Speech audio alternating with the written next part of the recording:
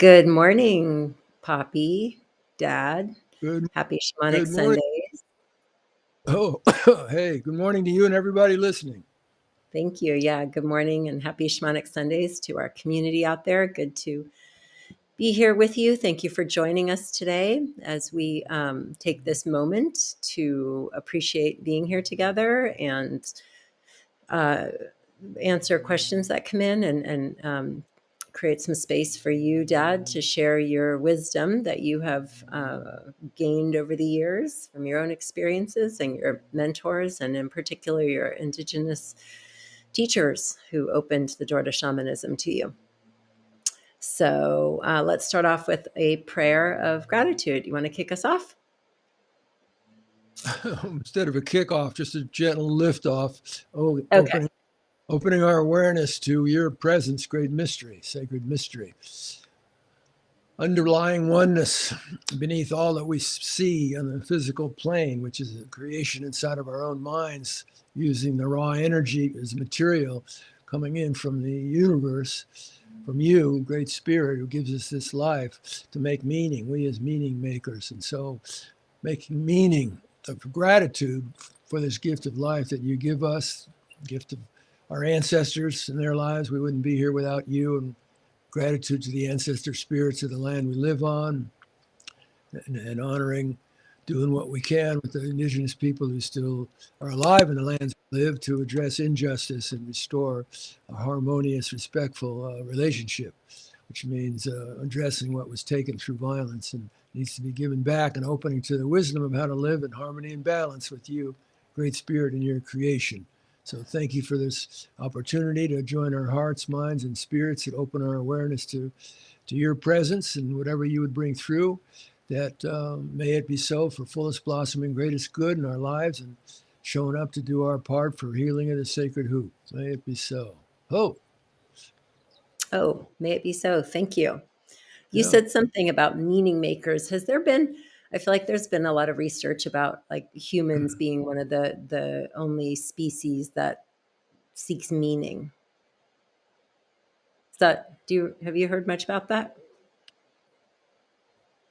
Well, the common understanding from until recently of Eurocentric, socialized folks like you and I, that belief in separation and the hubris of ego identity, thinking like there's nothing like us, shaking in the universe, we're the greatest thing happening. And in fact, we're not the only ones. More recent science shows us that there's a deeper intelligence. It's a deep, deep intelligence in other beings and non-human beings, even intelligence, and a deeper wisdom in which we're all connected. So the real work is letting go of our hubris, our ego hubris, and open to learning from the different manifestations of creation, of nature, of creation, and being with what they have to offer us when we free ourselves up from the tight constriction of the imprisonment of an ego identity, thinking that's all we are. Our physical body's connected with an ego and its stories. And of course, there's energy to all of that, but it's like the wave in the ocean, part of a much bigger, interconnected, infinite oneness, by whatever name you call it, and all those manifestations of it. I was thinking today, actually, in terms of morning meditation, how humans are similar the to the mushroom sprouts that come up from the earth. And each of those sprouts has its own individuality that it expresses in its physical manifestation. But if you look deeper, you go deeper, and you especially go down underneath, you see that what seems to be an individual sprout is connected to a larger interwoven organism of consciousness and being. And using that physical metaphor, using that as a physical metaphor for the energy understanding of how we're all connected, and all with our own individual vibratory rates and information. So everything that's manifesting, we have opportunity to learn from if we open ourselves to with that intention to listen, and from it we'll get guidance for our lives. Hey. Hey, sounds good. Um, we're just going to keep going with that this morning, because I don't know if you saw, I sent you an article the other day about scientists and consciousness, and I'm just going to read something to share with our community here. The headline was scientists. This was from Popular Mechanics, and the headline was "Scientists believe they've unlocked consciousness, and it connects to the entire universe. It's just a simple quantum wave that can interact with everything that's ever existed. When people talk about consciousness or the mind, the context almost always seems a bit nebulous. Whether we create consciousness in our brain as a function of neurons firing or it exists independently of us, there is no universally accepted scientific explanation for where consciousness comes from or where it lives. However, new research on the physics, anatomy, and geometry of this notion has dismissed some of the question." So when I was reading the article, it made me think how so much of science, current science, and I'll say current of, the last 50 to 100 years, is really affirming what indigenous, which many indigenous traditions and belief systems have held to be true for, thousands of years, right? So I wanted to ask if you could talk a little bit about consciousness and shamanic understanding and use of consciousness, and how we can become aware and use our own consciousness in healthier ways. Yeah, I can respond to that. But first, just want to get straight with you about, I did get your email about that article, and then I sent you an email back saying I couldn't unload it. So I never got to read it. And I never heard back from you about, I asked you if there's some way you could send it to me Okay. in a way that I could read it. So I will follow up on that. Just for the folks listening, I just got to just get on your case for a little bit and say to the people listening, can you believe my daughter doesn't immediately jump on every email I get that she thinks she has a life? It's unbelievable. It's hard to imagine, right? It is. I'm not even going there. It's beyond my bandwidth. But it's about bandwidth. Let me beyond try our to pay grades. Remember what. Pardon? What'd Beyond you say? our pay grades. It's beyond our pay grades. Yeah. Well, it's beyond the pay grade of our current, as I say, Eurocentric unconscious conditioning of our perceptual lens. So. Whoa. So are you saying beyond our Eurocentric lens that I should be responding to your emails faster? I want you to respond to my email on the physical plane. and you always do. Once in a while you need a little reminder, but right. Thank you. Appreciate all you do for me. Thank you. Okay. But that intro I read about consciousness and the new scientific research into it, that got the gist of the article across. And the question being, as more science, like science is often in my lifetime proving what indigenous wisdom has already known, essentially. And my own experience in shamanic traditions and ceremonies seems to affirm that. So I wanted to ask what your take on consciousness, shamanic perspectives on that, and use of, and how we can use our consciousness in more expansive, healthier ways. Okay, great, thanks. Okay. Right. That. And the first thing it brings up is hearing my friend Terrence McKenna, medicine brother in the spirit world, who first introduced me to ayahuasca, by the way, when he grew it over in his home in Hawaii, and invited a handful of us to go over there and try out his new brew. And that was my introduction to ayahuasca. So remembering Terrence with gratitude, and from any other good times we had. So he said once, it's interesting that we in the West have, we send these rockets up with space stations and with the particular designs to try to pick up examples of intelligence in the universe, of communication coming from outer space, so to speak. And it's searching for signs of consciousness in the universe. And so Terrence pointed out the irony that the instruments by which we've developed to try to perceive that the manifestations of consciousness are made from a particular viewpoint, a lens that constricts intelligence to what we know of it through our intellect and consciousness. He said the irony is that limits our ability to perceive the reality of what consciousness is. And the irony is that while we're looking for consciousness through this machinery extended into billions, millions of miles out in space, looking for signs of consciousness here, there, and ever, we're missing the fact, we're blind to the fact that we're embedded in a field of infinite consciousness. We are embedded in an infinite field of consciousness, vibrating energy consciousness. And it operates through the understanding of modern physics, quantum physics, particles and antiparticles popping in and out of the quote vacuum of space, in which there's no thing there, and the antiparticles and the particles, the antiparticles, you know, they blow each other up. It's kind of like the bubbles on when you're watching water boil in a pot, and a little bubble pops up and it's there for a while, and it kind of pops back into the field. And so our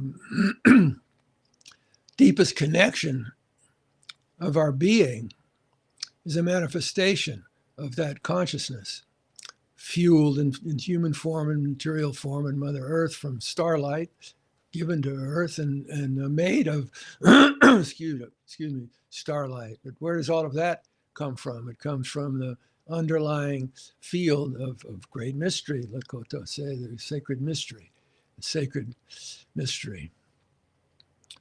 So we're all manifestations of that consciousness, infinite consciousness. We're all connected, embedded in, and it's embedded in us, that infinite creative wisdom power of the universe, by whatever you want to call it.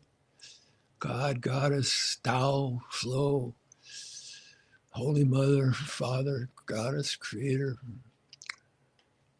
Shekinah, whatever words, or Allah, third words, or visual images of that infinite oneness is right for you. And what's the essence of what that invisible energy from which all physical manifestation comes from? What's it doing? Paying attention to what it's doing. Well, it has different forces activating in that field. One force pulls things together, brings things together. Dark matter. Dark matter brings energy together. And then we have the opposite force of dark energy, expansion. In the and so too in our own bodies, in our own energy beings, those energy cycles are happening.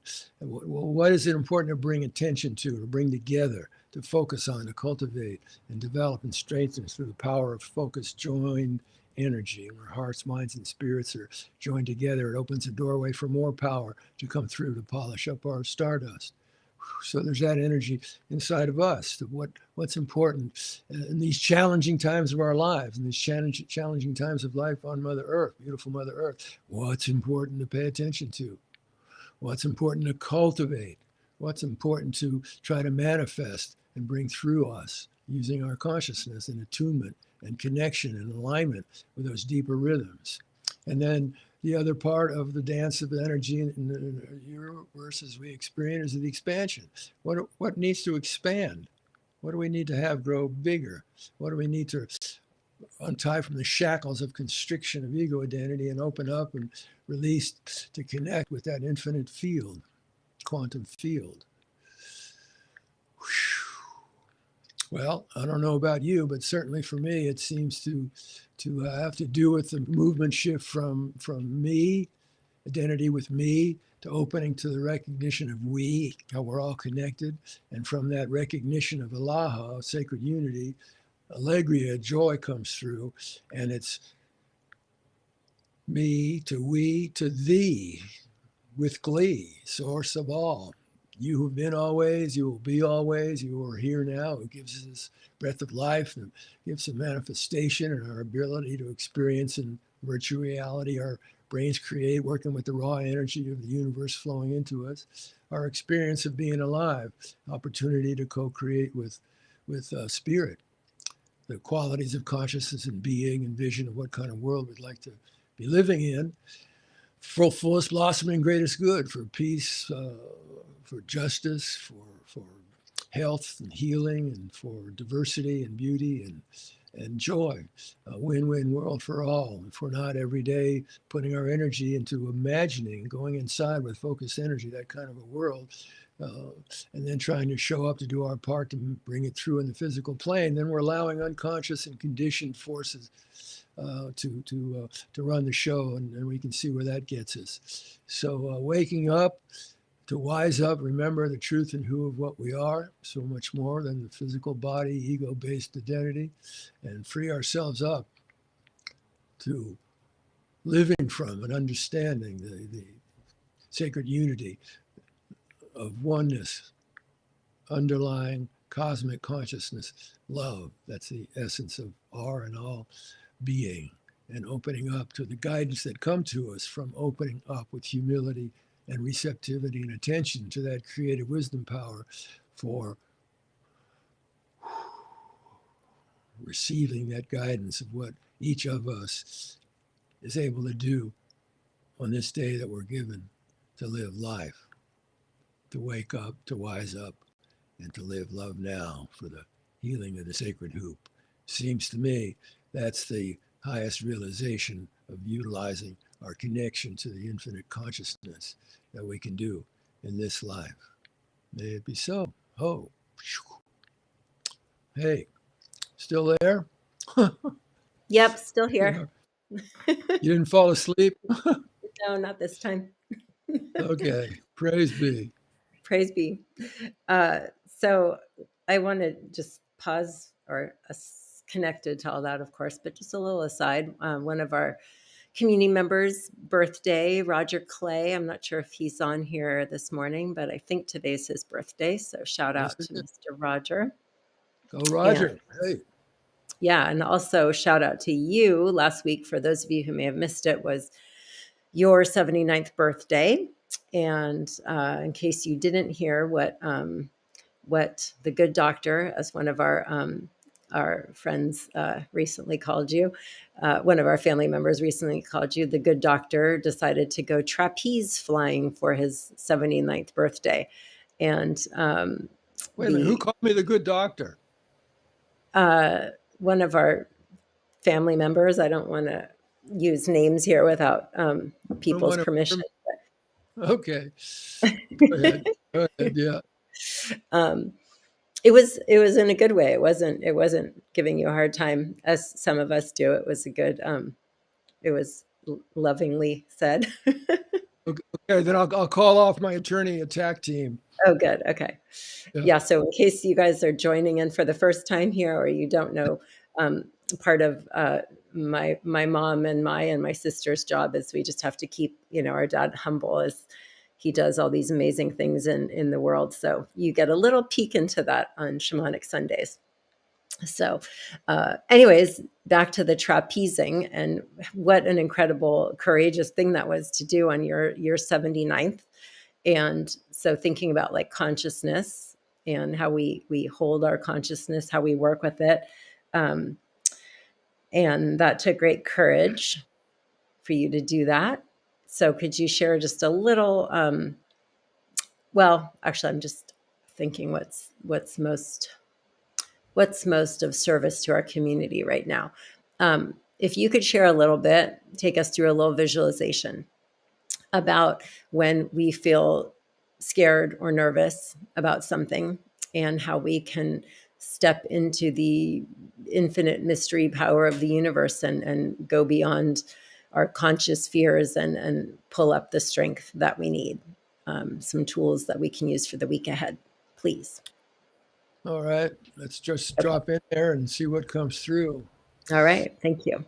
Yeah. Well, going up to climb this really steep ladder, first of all, to get up to where the platform was from which we'd grab the trapeze bar and then dive off into the abyss. I was already getting scared and nervous more and more with each rung up that really tall ladder, which is, the ladder was, I don't know, maybe 50 feet or something. And and then getting up on that little narrow platform and having to turn around and balance while I got tied into the belay rope, and had to reach out to in a moment into the abyss with the guy holding my waist belt there, so I could lean out into the abyss and reach for the bar, which was heavy, and then I had to hold over my head. So all of that triggered a lot of fear and anxiety, and trembling, and all that great human somatic and mind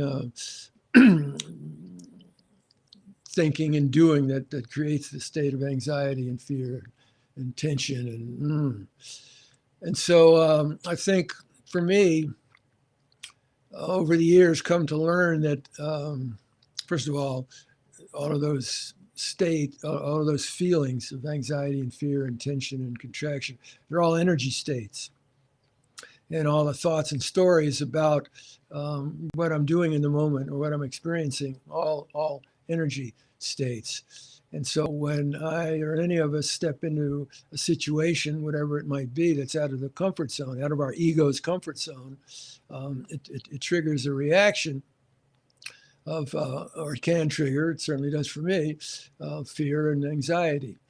And then stories that go along and pump that up. So for me, it's effective way to go forward, just to recognize our human response without any judgments about ourselves, because we feel that way, and don't try to deny the feelings, but keep breathing consciously. Breathe consciously. So notice that with fear and anxiety comes constriction usually.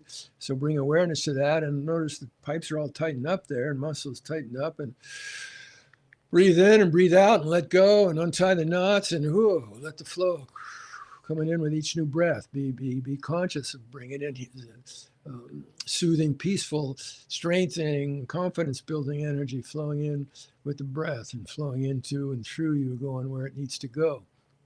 And each breath out, releasing some of that tension and fear and anxiety, some of those energy forms, just letting it go and releasing with the breath out. And then coming back into intention.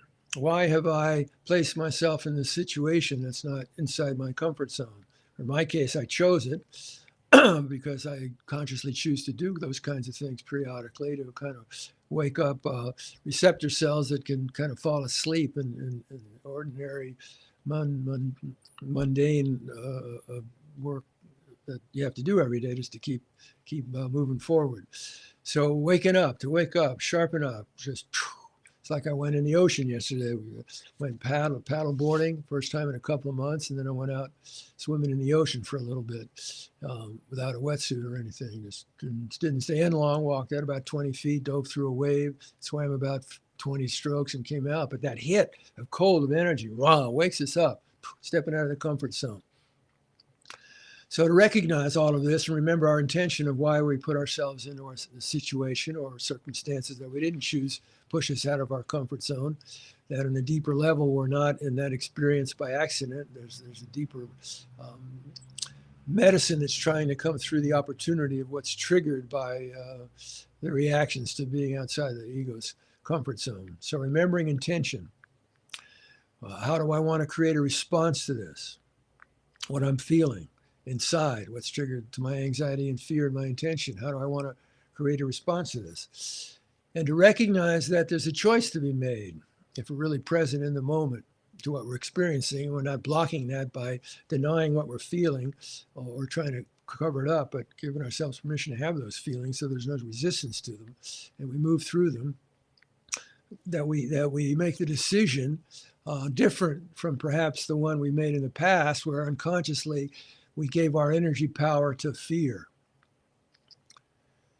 To fear. We gave our power to fear, to stop us from doing what our soul or our heart was calling for us to move forward with, to be in integral alignment with our integrity, with our authenticity, with our hearts and our soul's calling. Most of which, if not always, is not in the comfort zone.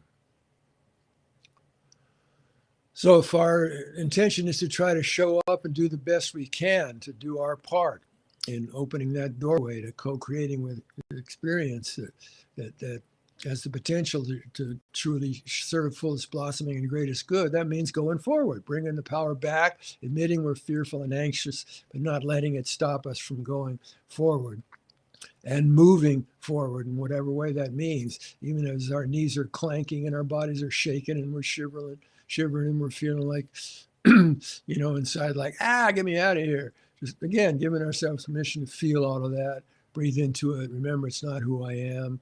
I have access to infinite peace of spirit. I can breathe that in, infinite strength of spirit. That gives me confidence to go forward in my humanness, not trying to be perfect, but just doing the best I can with what I feel called to do. And that's taking the power back to walk in your own, in the beauty of your authenticity.